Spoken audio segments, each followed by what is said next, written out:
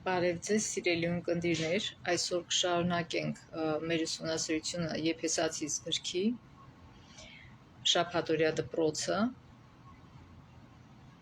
եւ այսօրվա դասը երրորդն է, կոչվում է Բարձրացված Հիսուսի զորությունը։ Թող Աստված մեզ օգնական լինի այս ուսումնասիրության մեջ։ Հիշելու համարն է Եփեսացիներ առաջին գլխի 19-20 համարները։ Սուրբ Հոգու միջոցով հավատացյալները պետք է իմանան, թե որքան գերազանց է ու մեծ է նրա զորությունը, որով նա զորացնում է մեզ, հավատացյալներիս, համաձայն իր զորավոր ուժի ներգործության։ Նա այն Քրիստոսով գործադրեց, նրան մեռելներից հարություն տալով և նրան նստեցրեց իր աջ կողմում երկնքում։ Ուրեմն մարդիկ ընդհանրապես մշտապես ձգտել են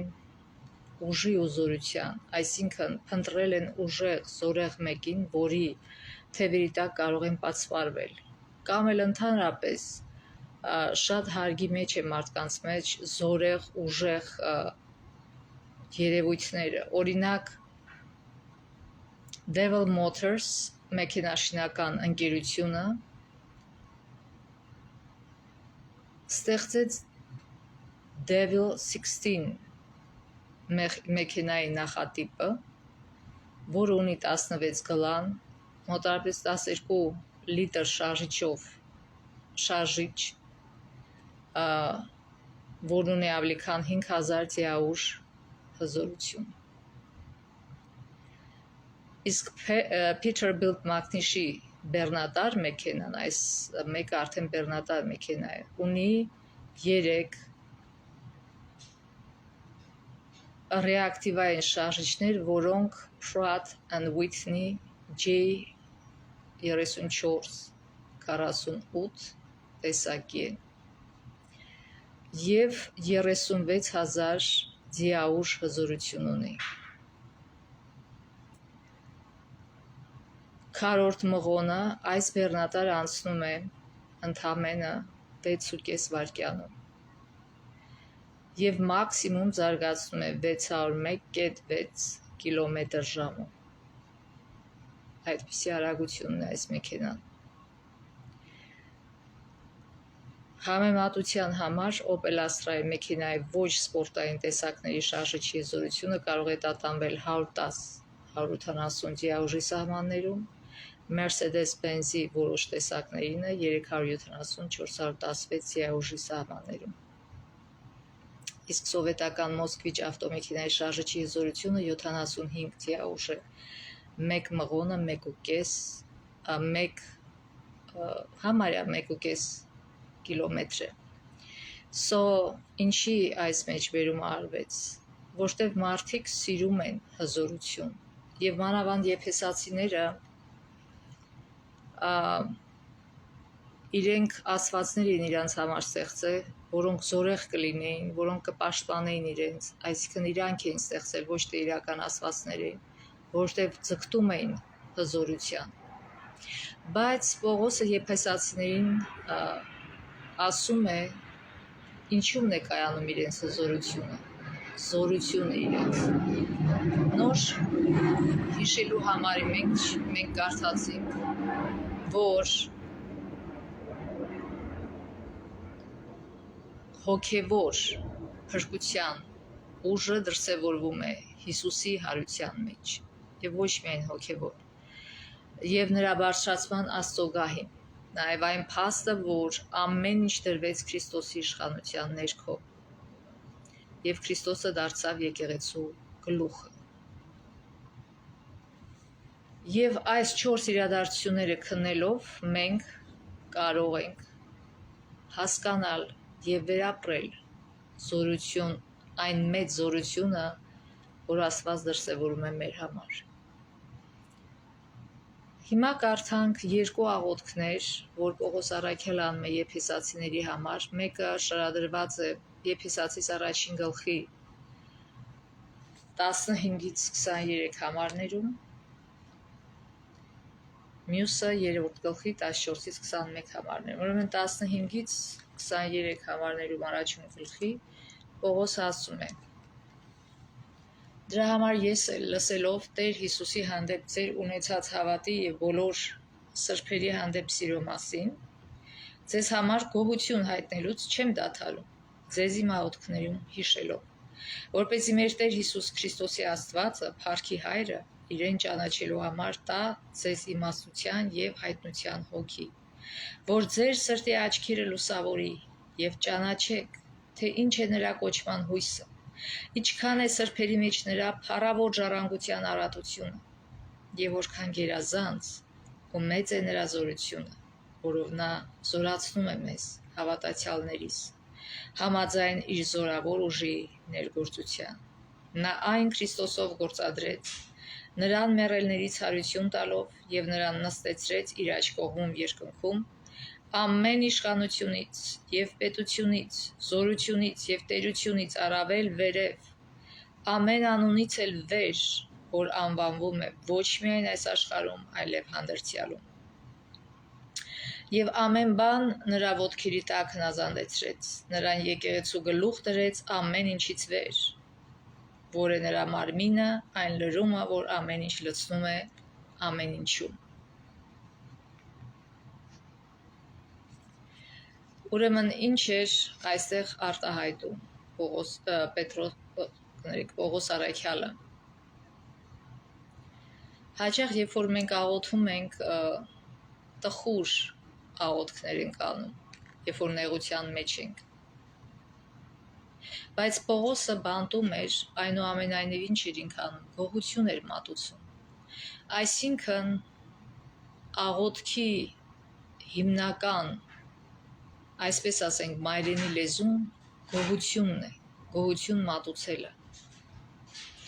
Ինչի ենք մենք գոհություն մատուցում Աստծուն, որտև մենք ընդունում ենք Աստծո օրհնությունները, անցած անգամ ասինք, որ Աստված շռայլորեն թափում է իր օրհնությունները, բայց մեզանից է կախված, մենք արդյոք ընդունում ենք այդ զորությունները, այդ օրհնությունները, թե ոչ։ Եվ հիմա, երբ որ մենք ընդունում ենք Աստծո օրհնությունները եւ շնորհակալություն ենք հայտնում եւ փորձում ենք հասկանալ, թե ինչպես է Աստված գործում բարդ իրավիճակներում եւ փառաբանում ենք նրան մեր կյանքում իր վերափոխող ներկայության համար։ Այսինքն ամենաառաջինը մեր փառաբանությունը նրա համար է, որ նա ներկա է մեր կյանքում, ներկա է ինչպես մեր սիրտը փոխելով, մեր անձը փոխելով, մեր բնավորությունը փոխելով, մեր կյանքը փոխելով։ Սա արդեն փառաբանելու մեծ պատճառ է։ Եվ մենք փառաբանելով բարձրացված Հիսուսի շնորհն ու զորությունը, շնորհակալություն ենք հայտնում նրան մեր ազդեցության շրջանակում գտնվողներին օրհնելու համար։ Այսինքն այլ շնորհակալ ենք, որ մեր հարազատներին, մեր ընկերներին, ով շրջապատում է մեզ, ոչ թե նախանձում ենք, այլ մեծ ուրախությամբ շնորհակալություն ենք հայտնում Աստծուն, որ նա օրհնում է նրանց։ Ոչ միայն մեր օրհնությունների համար ենք շնորհակալ, այլև նրանց։ Ահա վերափոխող աղոթքի Պողոսի գաղտնիքը։ Աղոթքը փառաբանության եւ շնորհակալության բանալին է։ Ինչ է Պողոսը ասում, ձեզ համար գոհություն հայտնելուց չեմ դադարում, ձեզի մաղութքներում հիշելով։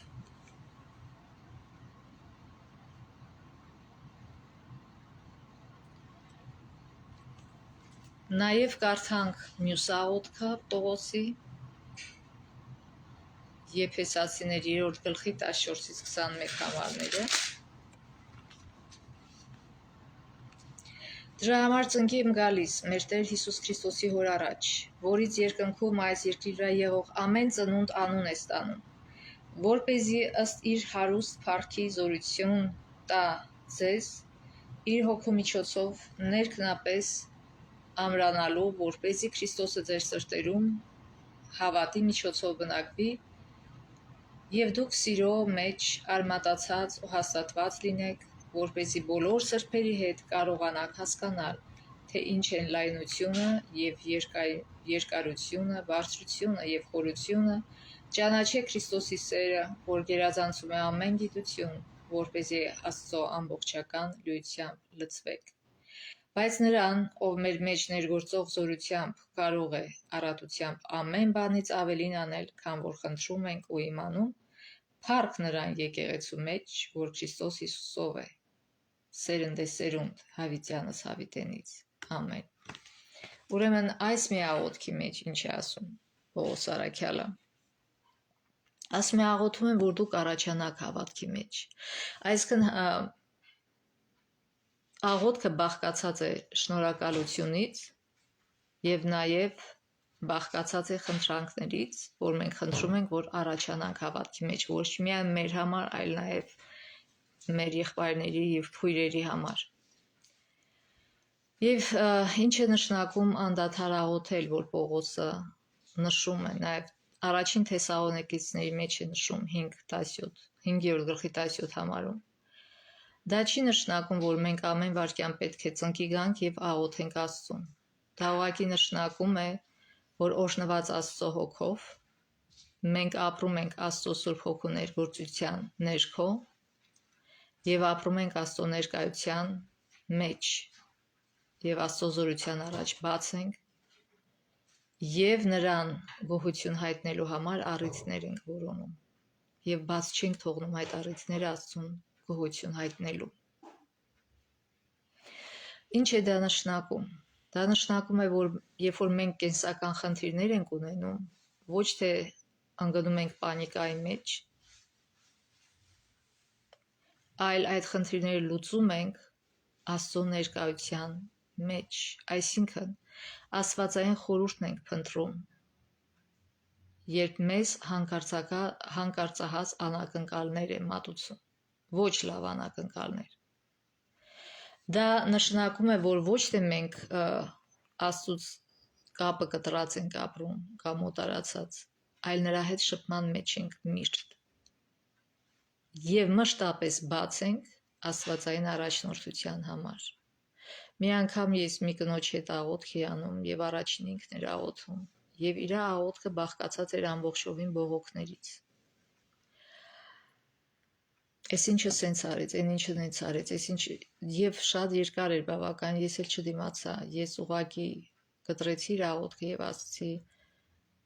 սա աղոթք չէ, սա բողոքների գիրք է, բացած եւ չեմ կարծում, որ աղոթքը այսպեսին պիտի լինի եւ բացատրեցի եւ մենք սկսեցինք ուրիշ ձևով աղոթք անել, գոհություն հայտնելով Աստծուն եւ փնտրելով նրա առաջնորդությունը։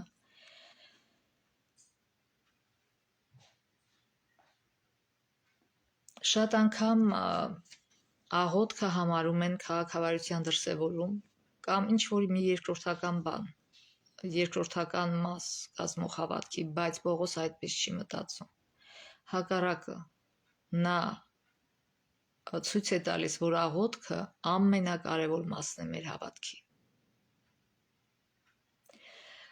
Եվ դրա համար ամենայն լրջությամբ շնորհակալություն է հայտնում Եփեսացիների հավատքի համար, բարեխոսում է նրանց համար, ինչպես նոր կարդացինք։ Եվ այս տեքստերը, որ կարդացինք,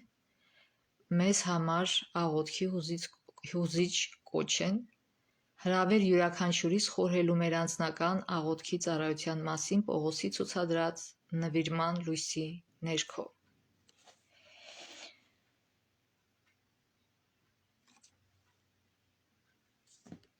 Եփեսացիներ առաջին գլխի 16-17 համարում գրված է. Ձեզ համար գոհություն հայտնելուց չեմ դադարում, ձեզ իմ աղոթքներում հիշելով, որպեսզի մեր Տեր Հիսուս Քրիստոսի Աստվածը, Փառքի Հայրը, իրեն ճանաչելու համար տա ձեզ իմաստության եւ հայտնության հոգի։ Եվ իր աղոթքների մասին հիշատակելով Պողոսը գրում է, որ մի շատ կարևոր կարիք կա, որ ինքը միշտ ներկայացնում է Աստծո գահի առաջ։ Ավելի վաղ նա նշել էր, որ Սուրբ Հոգին հավատացյալի կյանք է գալիս վերջինիս դարձի պահին։ Եվ հիմա Պողոս աղոթում է, որ հոգին միշտ ներկա լինի հավատացյալների կյանքում, Սուրբ Հոգին, նոր օրհնություններ տա եւ երբ որ Սուրբ Հոգին մեզ դաստիարակում է, խրատում է եւ մենք լսում ենք Սուրբ Հոգու ձայնը, ինչ է կատարում, մենք հոգեվոր խորհրդափանցություն ենք ստանում եւ ունակություն ենք ստանում Հիսուսին խորապես հասկանալու համար, իր խոսքը խորապես հասկանալու համար։ Կարդանք Եփեսացիներ առաջին գլխի 17-19 համարները։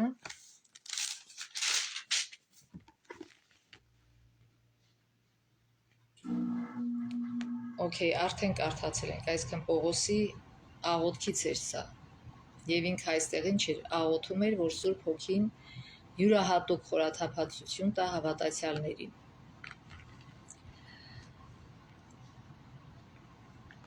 Եվ երբ որ Պողոսը աղոթում է, որ հավատացյալները ճանաչեն նրա կոչման հույսը,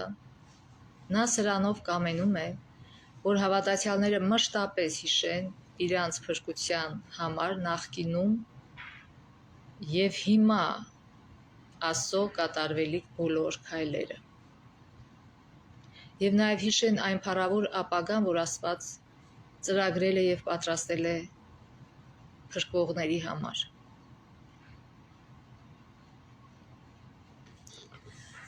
Եվ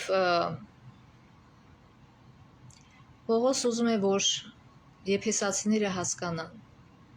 որ ոչ միայն ժառանգություն ունեն Աստծուց ստանալու, այլ նաև իրենք Աստծո ժառանգությունն են, եւ դրանով իսկ ուզում է նրանց հասկացնել, թե ինչքան մեծ արժեք են նրանք ներկայացնում Աստծո համար։ Մենք պատահականության ստեղծված չենք, մենք Աստծո թանկագին զավակներն ենք։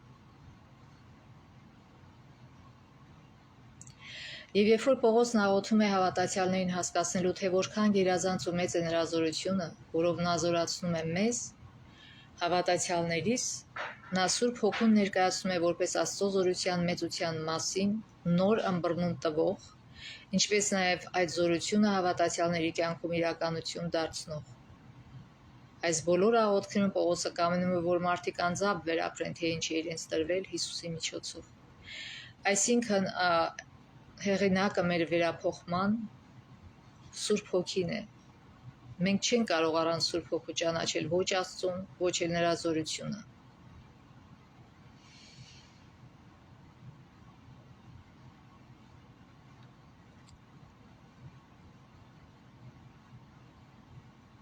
Եվ Եփեսացիներ, ինչպես կարդացինք Եփեսացիներ առաջին գլխի 20-ից 23 համարներում, Պողոսը հայտնում է, որ Սուրբ Հոգին հավատացյալներին կբերի Աստծո զորության անսահմանությունը, որը նա գործի է դնում նրանց օգտին։ Այսինքն Պողոս ուզում է հասկացնել, որ Հիսուսի անունից ավելի բարձր անուն չկա։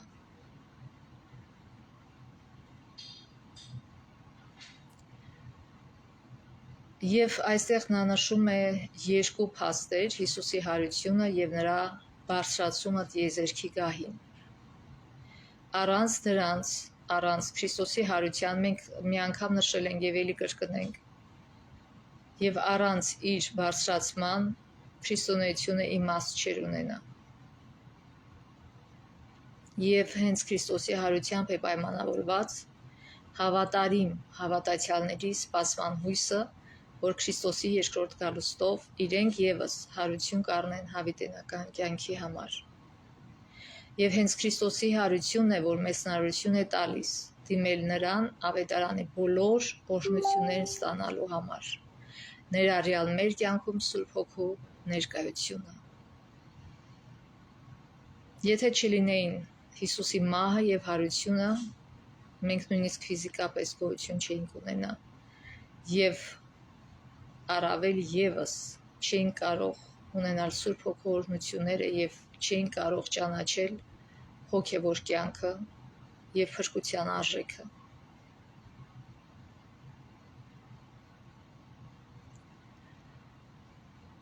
Ուրեմն Պողոսը մեջ է բերում Սաղմոսներից 110 գլխի առաջին համարը, երբ ներկայացնում է, որ Աստված Քրիստոսին նստեցրեց իր աջ կողմում։ Եվ այդ հատվածը Նոր Կտականում շատ է կրկնվում, ամենահաճախ մեջբերվող համարն է, որովհետև Քրիստոսի բարձրացումը շատ կարևոր դեր ունի, և դրա համար այդ մասին Պողոսը գրում է Եփեսացիներին։ Եվ տեսեք ինչ է գրում Եփեսացիներ 2-րդ գլխի 6 համարում, ասում է.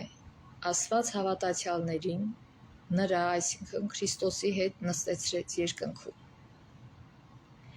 Բացի այդ Պողոսը Քրիստոսի համբարձումը համարում է նախերգանք այն բանի, որ Քրիստոսն ամեն ինչ կլցնի և պարգևներ կտա իր եկեղեցուն։ Եփեսացիներ 4 գլխի 8-ից 11 համարներում Պողոսը մեզ խորհուրդ է տալիս զգուշանալ հոր գահի վրա անշարժ նստած Քրիստոսի պատկերացումից։ Այսինքն շատերը պատկերացնում են, որ Հիսուսը անշարժ այնտեղ նստած է։ Բայց ինչպես գրում է Բրյուսը իր գրքի մեջ, որը կոչվում է Կողոսացիներին, Փիլիմոնին և Եփեսացիներին թղթերը, նա այսպես է գրում. Բարձրացված Քրիստոսի նոր կտակարանյան դինամիկ կերպար, ով իր Սուրբ Հոգով շրջում է ողջ աշխարհում և նվաճում այն։ Հիսուսը ներկա է մեր կյանքում իր Սուրբ Հոգով ամենուրեք աշխարհի յուրաքանչյուր անկյունում։ Այսպիսով Պողոսը նկարագրում է Քրիստոսի բարձրացումը, թագադրումը հավատացյալներին առաջարկվող աստվածային զորության ոչ միայն պարզապես արտահայտում, այլև որպես այս զորության աղբյուր։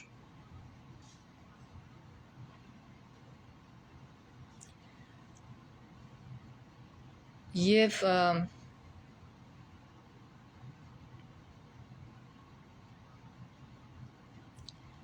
Պողոսը նշելով, որ Հիսուսը ունի հոր հետ հավասարազոր իշխանություն, որտեղ գրում է առավել վերև է, նա նշում է, որ Հիսուսը այդ ամենից առավել վերև է, Եփեսացիներ 1 գլխի 21 համարում։ Երբ որ Գործք առաքելոց անցած անգամ Գործք առաքելոց 19 գլխի 11-ից 20 համարները կարդացինք, ինչպես Սկևայի 7 որդիները ուզում էին դևեր դուրս հանել, և այդ մասին կարդանք Քլինթոն Արնոլդի գրքից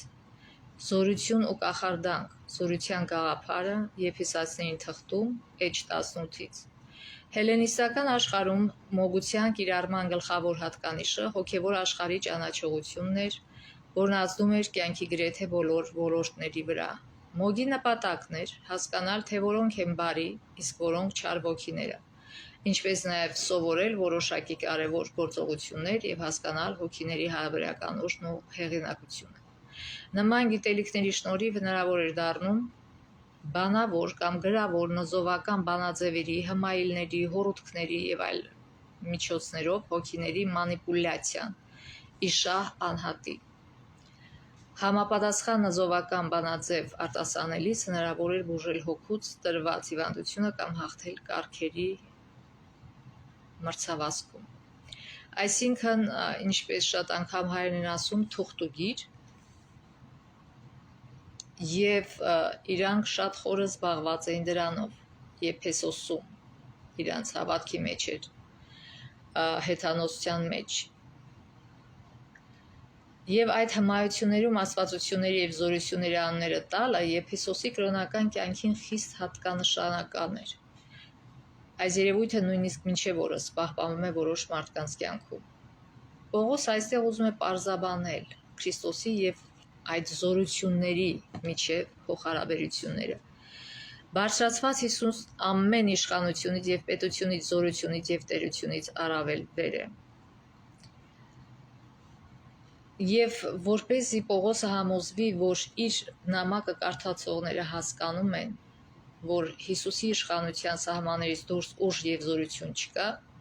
նա նաև ավելացնում է ակնարկ հմայություններում աստվածությունների անունները տալու վերաբերյալ ամեն անունից էլ վեր։ Այսինքն իրանք այդ անուններով, այդ բանաձևերով ուզում էին ինչ-որ բաներ անել։ Եվ մենք գիտենք, որ այդ ամեն ինչի հետևում կանած է սատանան։ Այսինքն իրականում այդ ամեն ինչը, եթե նույնիսկ դա էլ չանե, այդ խոսքերը չասեն եւ այլն, ուղղակի ուզենան, որ սատանան վատ ներգործի, եւ եթե այդ մարդը Աստծո պաշտպանությունից զուրկ է,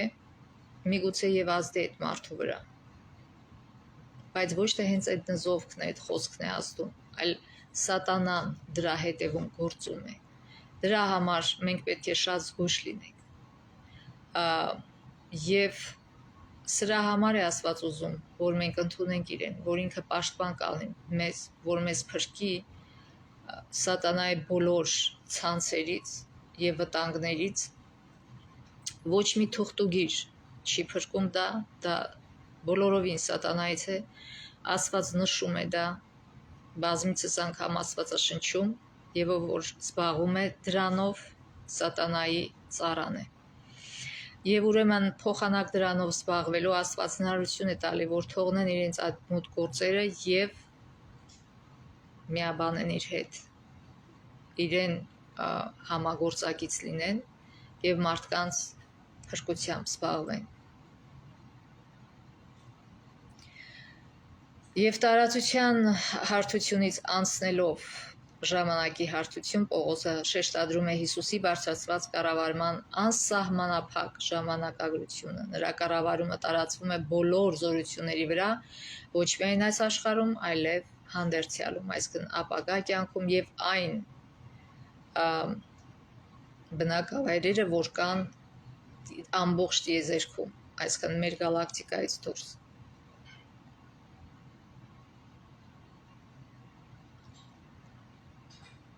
Վաղ քրիստոնյաները Սաղմոսներ 110 գլխի առաջին համարում տեսնում են Հիսուսի բարձրացման մարգարեությունը, Տերն իմ Տիրոջն ասաց. նստիր իմ աջ կողմը, մինչև քո թշնամիներին քո ոտքերին պատվանդան դարձնեմ։ Եվ նրանք նույն կերպ էին վերաբերվում նաև 8-րդ Սաղմոսին, որը հաստատում է, որ Աստված ամեն բան դրեց նրա ոտքերի տակ։ Այսինքն մարդու որդու Հիսուսի ոտքերի տակ։ Մինչ նրանք հավատում էին, որ երկնային վայրերում բնակվող խավարի ուժերն իրենց գլխավերևում էին եւ սպառնում էին հպատակեցնել իրենց, այժմ նրանք սկսեցին կարճել այն ճշմարտությանը, որ այդ զորությունները Քրիստոսի ոտքերի տակ են։ Քրիստոսն է վերահսկում նրանց գործունեությունը։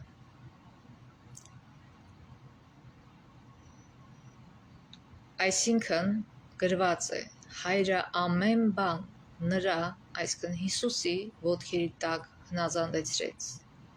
նրան եկեղեցու գլուխ դրեց, ասում է Եփեսացիներ 1:22 համարը։